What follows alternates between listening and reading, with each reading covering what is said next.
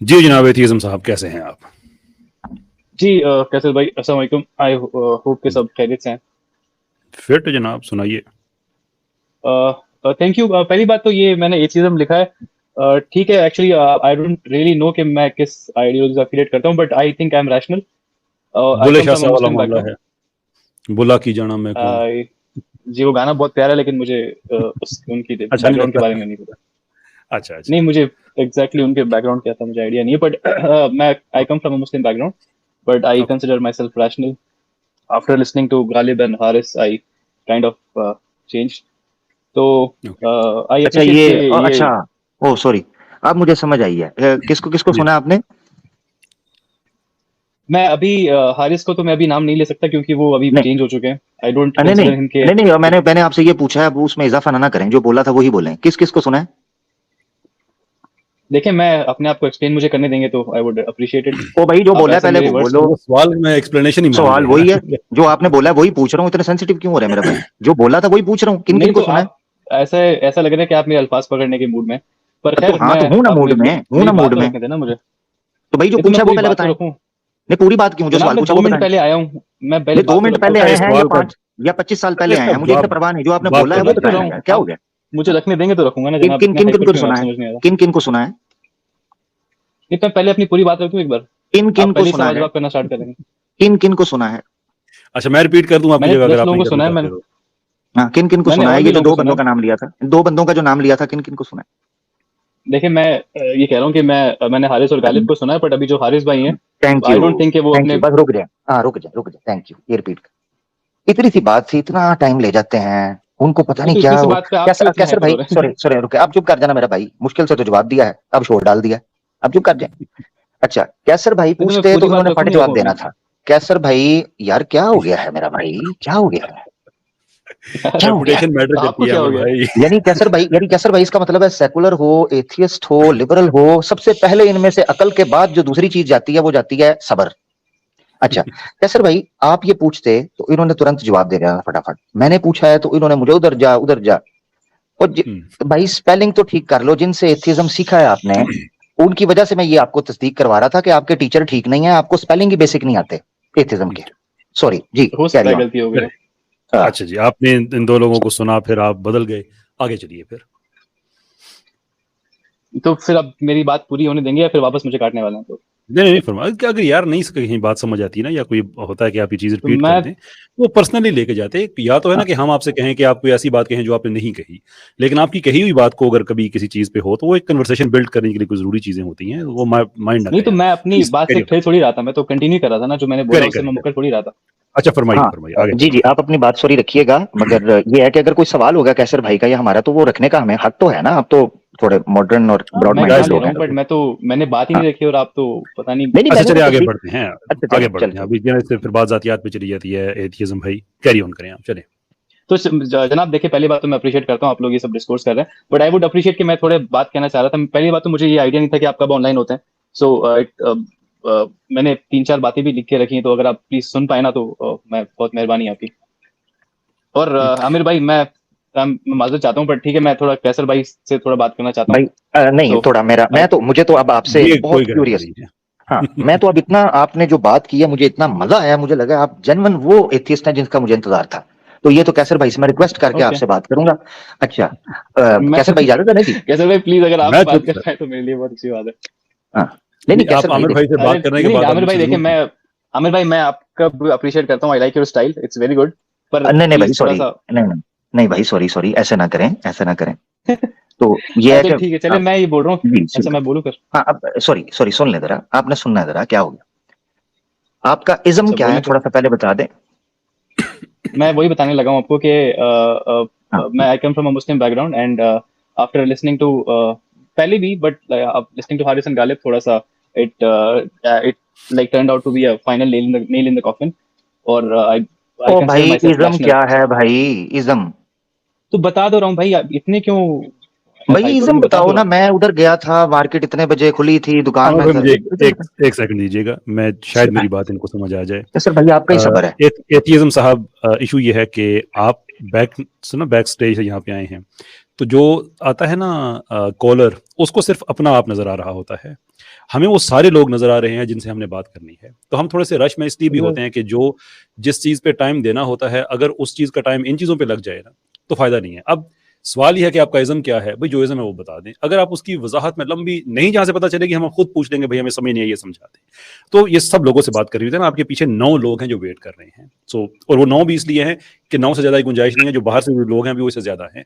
तो please ism क्या है जवाब दीजिए, आगे बढ़िए। अच्छा, आई अंडरस्टैंड कि आप लोगों को इज्म जानना जरूरी होता है, क्योंकि ये सनातनी लोग आते हैं, ये एथिज्म की आड़ में छुप के नहीं नहीं अपने इसलिए नहीं, हिंदुइज्म नहीं पे नहीं अटैक इसलिए ना नहीं हो होता, पाए।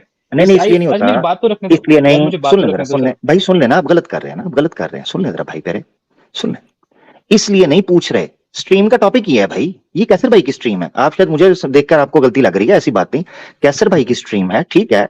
वो काफी गैर हाजिरियों का उनके ऊपर जुर्माना है, बट उनका टॉपिक है is your ism better than Islam. अब इज्म जब आएगा तो आपसे इज्म ही मेरा भाई पूछेंगे, इसीलिए मुझे हुआ ये जी, मैं यहां से आया वहां गया, भाई अपना इज्म प्यारे भाई बता नहीं, दें, बुरा मैंने मत आपको माने। बता तो दिया, मैंने बता तो हाँ, दिया कि I come from a Muslim background, I turned and I am a rational, but I don't know कि if I belong to ism, but I think इतनी इन्फॉर्मेशन इज गुड इनफ और नो। रैशनलिज्म, यानी rationalism आप follow करते हैं, yes, yes. ठीक है। Rationalism को थोड़ा डिफाइन कीजिएगा। रैशनलिज्म ये होता है कि आप चीजों को रैशनल देखते हैं, बजाय इसके कि आप एक डॉगमा को फॉलो करें जिसमें कि कुछ प्री डिफाइंड चीजें हैं, तो बस वही फॉलो होगी। रैशनलिज्म को डिफाइन करें। रैशनली देखने को रैशनलिज्म कहते हैं, तो रैशनल को डिफाइन करें। रैशनल कहते किसे हैं? रैशनल कहते हैं कि जो आपकी आपकी मंतक को जो चीजें आप you don't associate yourself to predefined जो चीजें ठीक है, आप थैंक यू, लिख जा चुकी हैं, you thank you, you see हाँ, things rationally. Thank you. Rational को दोबारा डिफाइन करना है, और अब इसकी बार आपने मंतक को भी डिफाइन करना है, क्योंकि आपने डेफिनेशन किसी चीज की भी पेश नहीं की। मैंने बताया आपको, रैशनलिज्म जो वो होता है जो आप चीजों को रैशनली लेते हो, आप डॉगमा को फॉलो नहीं करते। दिस इज ये व्हाट क्या है, रैशनलिज्म इज। ये क्या है कैसर भाई? मैं इतनी देर में कैसर भाई मैं खत्म कर देता होता हूँ, अगर कोई बंदा ना चले मैं खत्म कर दे। सही बात है, ये आपका हौसला है कि अब आप इसको टाइम भी देंगे, भाई को इसको अच्छा मौका भी ठीक है, देंगे। मैं आपको पढ़ के बोल दूं। Rationalism is a philosophical position that emphasises the role of reason in acquiring knowledge and understanding the world. ये चैट जीपीटी कहती है। Really ChatGPT. Atheism, atheism yes. ना करे, मैं नहीं, एक मौका दे मैंने आपको बोला, मैं जी, चैट जीपीटी ना करे, मैं आपको एक मौका दे सकता हूँ, ये डेफिनेशन ना पढ़े। मुझे आपकी आवाज समझ नहीं है, ना देखें क्या? मैंने अर्ज कर रहा हूं कि मैं आपको एक फ्रेंडली गिफ्ट दे सकता हूं, ये डेफिनेशन वापस ले लें, ये बड़ा मसला बन जाएगी आपके लिए। नहीं, मैं नहीं ले रहा वापस। नहीं ले रहे वापस, ठीक है। ये 1 घंटा 8 मिनट ये बात जहन में रखिएगा, क्योंकि आपको, चले खैर अब आगे बढ़ते हैं। अच्छा, मैं आमिर भाई बात करेंगे, मैं सिर्फ एक सवाल को आगे जी टेक ओवर कैसर भाई आप कर के लें, मैं तो वहां खत्म कर दिया था वो डेफिनेशन के ऊपर ना। आप टेक ओवर करें, बहुत शुक्रिया। अगर लगा तो मैं आपसे इजाजत ले लूंगा, आप ले। जी बहुत बहुत शुक्रिया आपका सर। अच्छा, ये इस वक्त आप रैशनलिस्ट हैं, आप वजूद खुदा पे ईमान है आपका? मुझे लगता है कि करंट जो हमारे पास में चीजें हैं, you can not know the existence of God right now. Why, क्यों? आप कर दें अगर आप प्रूव कर सकते हैं तो। नहीं नहीं, वो तो बात है ना कि मैंने कैसे प्रूव करना है। मैं आपसे जानना चाह रहा हूं कि आप, ये इन अदर वर्ड्स आप ये कह रहे हैं कि प्रूफ नहीं है, देयरफॉर हम खुदा को नहीं मान सकते? यस, राइट नाउ खुदा का कोई प्रूफ नहीं है। कोई प्रूफ नहीं है। और खुदा के बारे में किस तरह का प्रूफ होना चाहिए, कोई आइडिया है आपको?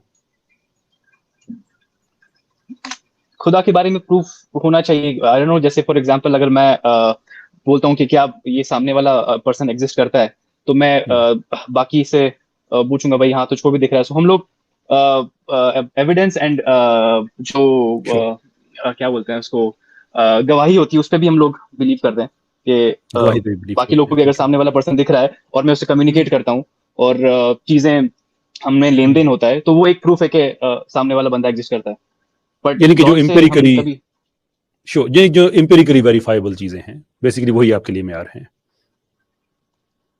अब मुझे एग्जैक्टली आपने जो बोला उसका मीनिंग नहीं पता, आई अपोलोजाइज फॉर दैट, पर मैं आपके जितना लर्नेड भी नहीं वो हूँ, बट चीज जिसको आप अपनी एम्पिरिकली वेरीफाइबल, यानी कि वो चीज जो आपके तजर्बे और मुशाहिदे में आ सकती है, देख सकते हैं, सूंघ सकते हैं, एंड सो फोर्थ, इस तरह की जो हवा से खमसा है, ये बेसिकली ये मेक सेंस। या देखिए, प्रॉब्लम ये है कि आप एम्पिरिकल स्टैंडर्ड को सेटिस्फाई करने वाला एविडेंस मांग रहे हैं, जबकि आपने अपने आप को रैशनलिस्ट कहा और जो डेफिनेशन मैंने आपसे कही थी आप वापस ले लें, आपने वो वापस नहीं ली थी, तो उस डेफिनेशन के मुताबिक तो ये फिट ही नहीं बैठती है,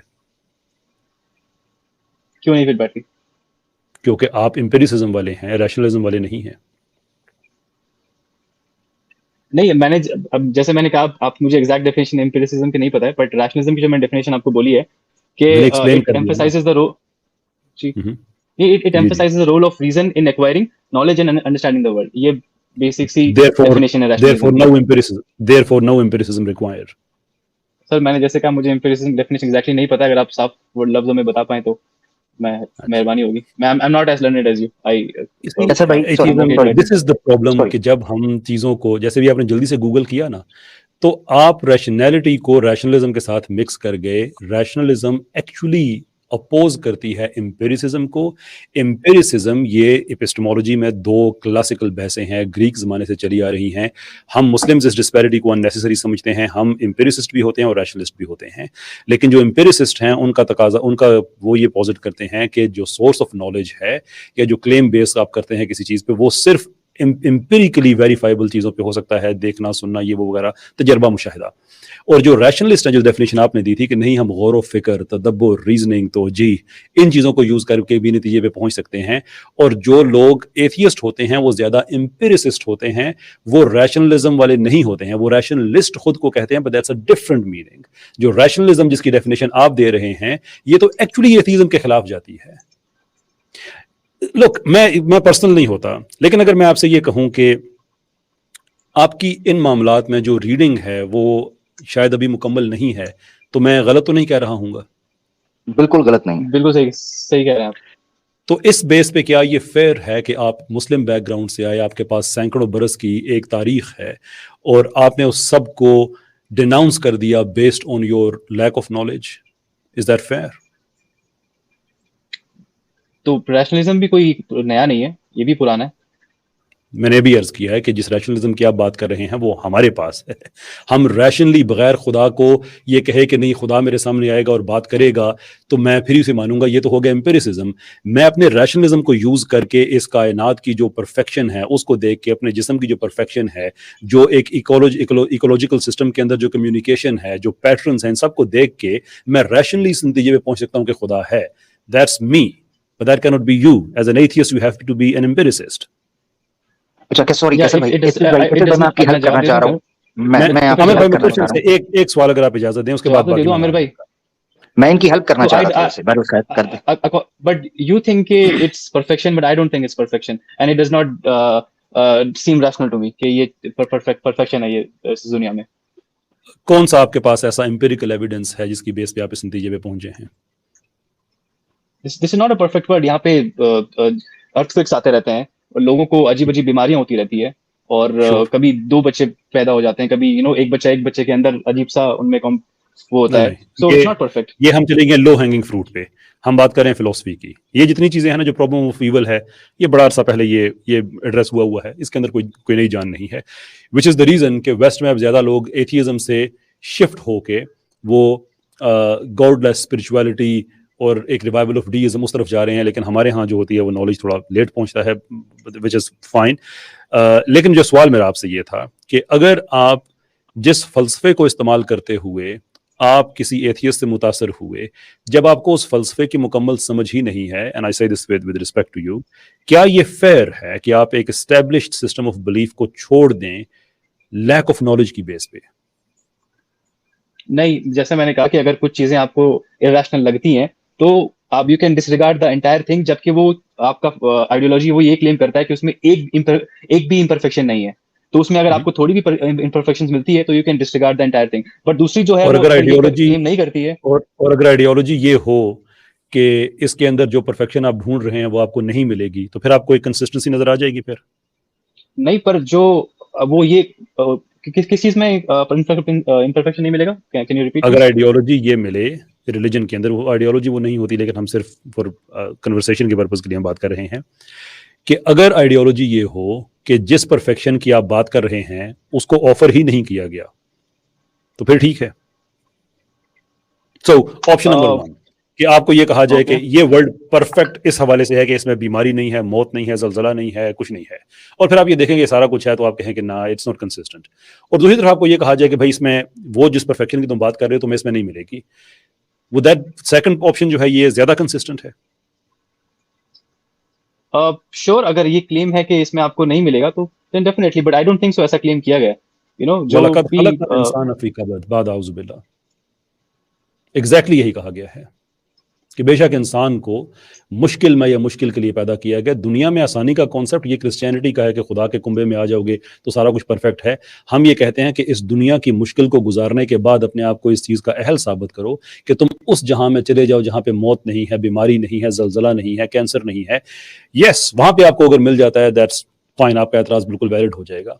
लेकिन हुआ ये है, एथियज्म भाई माइंड ना कीजिएगा, कि एथियज्म ने रिफ्यूट किया क्रिश्चियनिटी को, लेकिन जिन ग्राउंड्स पे रिफ्यूट किया उसने खुद ही अस्यूम कर लिया कि इस्लाम के भी यही ग्राउंड्स हैं, और उसने आर्टिफिशियली आके इस्लाम के ऊपर, और जिन लोगों से आपने बात की है उनके यहाँ तो ये इशू है ही नहीं सिरे से, ना हारिस के पास है ना गालिब के यहाँ, उनके यहाँ तो ये इशू सिरे से है ही नहीं।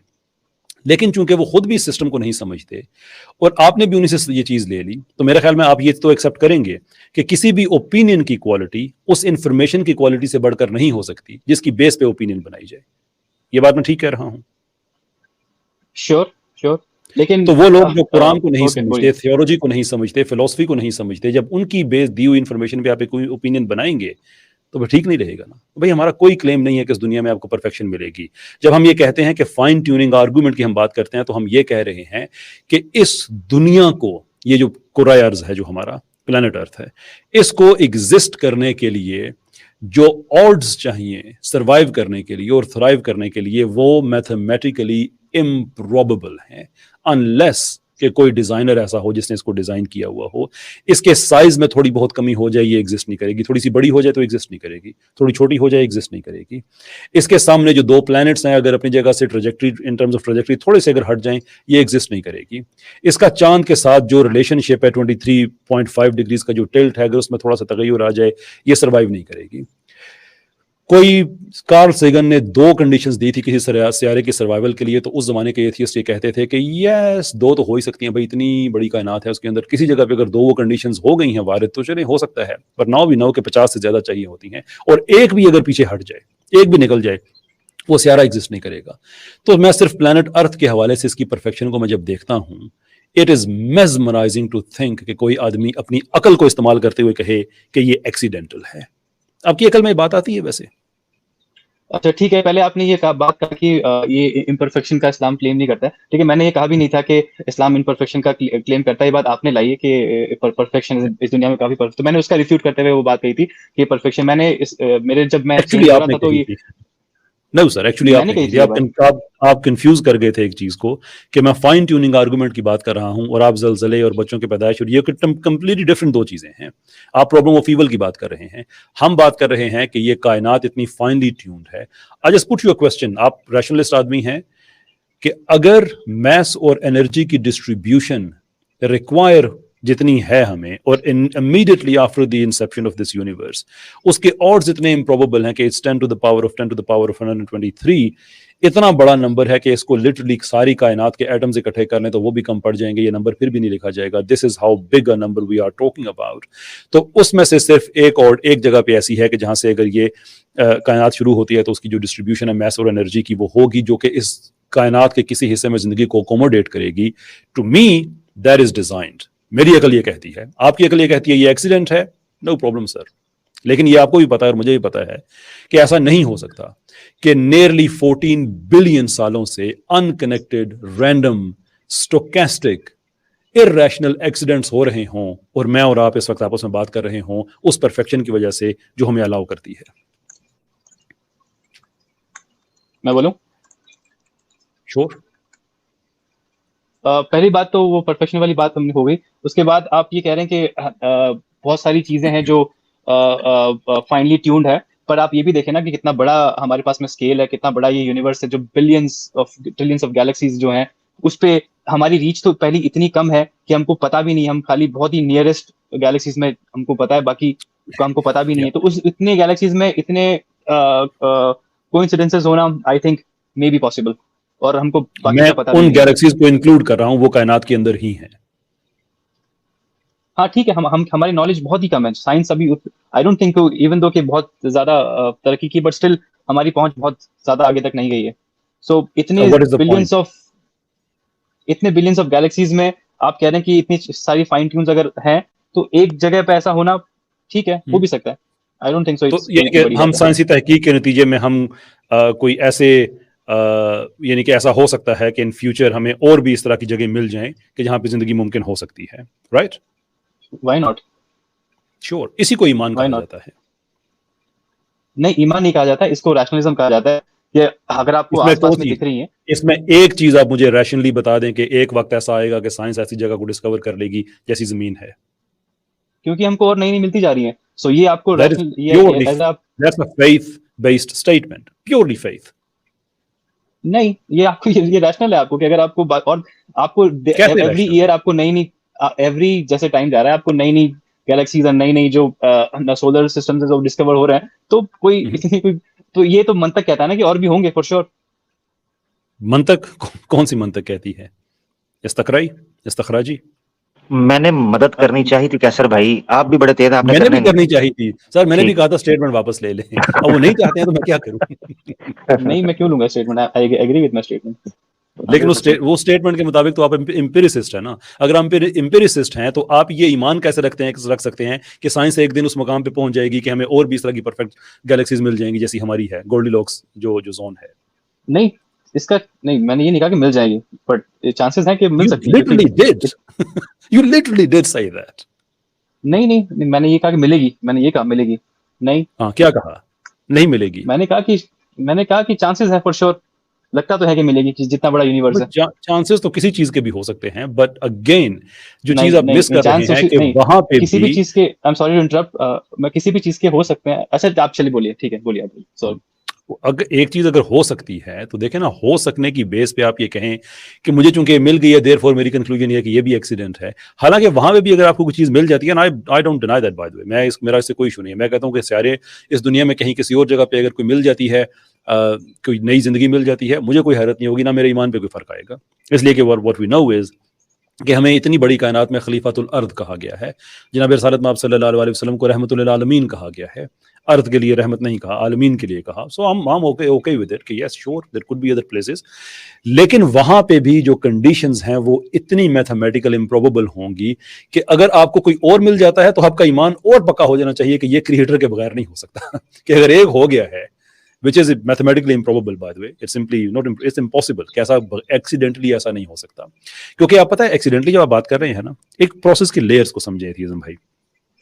आपने कहा कि बहुत सी ईंटें हमने फेंकी, बहुत सा सीमेंट हमने फेंका, बहुत सा पानी हमने फेंका हवा से, और वो हर तरफ बिखर गए, तितर बितर ये हो गए। लेकिन अगर इतनी ज्यादा तादाद में हमने चीजें फेंकी तो अगर एक मकान बन ही गया है आखिरकार, तो इसमें कौन सी हैरत की बात है? और उसमें हैरत की बात यह है कि अगर आपने बंटे फेंके ना बहुत से, और एक बंटा किसी खास जगह पे जाके गिर गया, तो ये तो हो सकता है। लेकिन जो मकान है वो एक बंटा गिरने के बराबर नहीं होता। उस मकान के बनने के लिए भी सेपरेट मैथ्स चाहिए होती है। आप ये नहीं कह सकते कि रैंडमली हमने आसमान से ये ईंटें और सीमेंट और पानी और ये सारी चीज़ें फेंकी, लेकिन मैथमेटिकल प्रिसीजन के साथ एक ऐसा मकान जिसमें कितनी ईंटें चाहिए थी वो भी कैलकुलेट हो गई, कहाँ कहाँ सीमेंट चाहिए था वो भी कैलकुलेट हो गया, सीमेंट के साथ कितनी रेत मिक्स करनी थी वो भी मैथमेटिकल बैलेंस हमें मिल गया, और उसके बाद कितना पानी चाहिए था वो भी मिल गया, और सारी तरतीब भी बन गई, और पाइपों के लिए जगह भी छोड़ दी गई, और उसके ऊपर छत भी बिल्कुल ऐसी पड़ी कि वो no sir, this is not aqliyat. This isn't. No matter how you come across this, it isn't. जो मर्जी आप कह लें। ठीक है, आप उसको रैंडम कहते हैं, बट मुझे लगता नहीं कि बाकी जो एथियस्ट है वो ऐसा कहते हैं कि ये रैंडमली है। बेसिक आंसर ये है कि हमको नहीं पता है, रादर देन क्लेमिंग अपने मन से कुछ भी बना लेना कि दो आदमियों को फूका है, उससे बेहतर है कि जस्ट से कि हमको नहीं पता। ये ऑनेस्ट आंसर है। अच्छा लेकिन कैसर एथियज्म भाई, तो ये मुझे नहीं कहता बहुत कि हमें सारी, नहीं पता।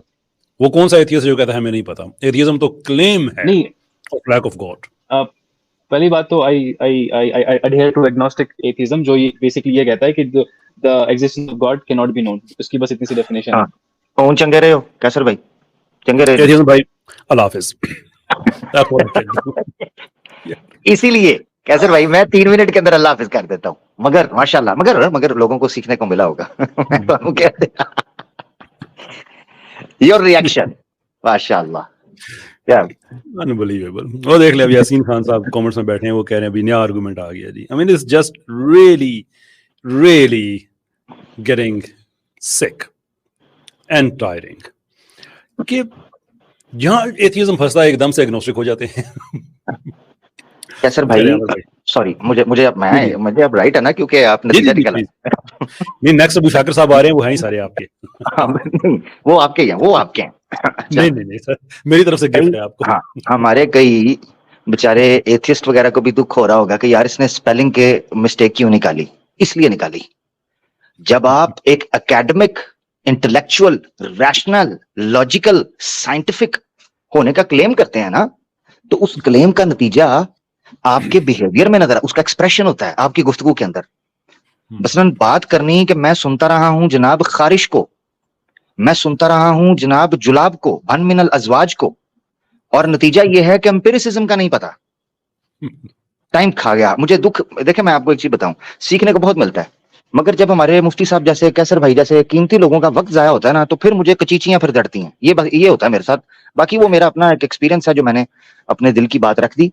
तो बहरहाल कैसर भाई कुछ ना कुछ तो सीखने को मिला है, और मैं ये चीज रखना चाह रहा था कि रैशनलिज्म की जो डेफिनेशन भाई ने रखी, मैं जो हेल्प करने लगा था वो कैसर भाई से छुड़ाने के लिए यही हेल्प करने लगा था। मैंने इनको कहना था कि चैट जीपीटी को छोड़ के कुछ और सर्च इंजन के ऊपर ना रैशनलिज्म की डेफिनेशन ढूंढ लें, थोड़ी 2-3 डाल दें। मगर मसला ये था कि कैसर भाई ने 1 घंटा 8 मिनट के ऊपर टाइम चेक करवा दिया हुआ था। अब वो कैसे छूट सकती थी जान, ये भी बड़ा मसला था। बहुत शुक्रिया। Unbelievable people, unbelievable. अच्छा भाई, हमारे पास पीछे एक इंडियन भाई हैं, योहान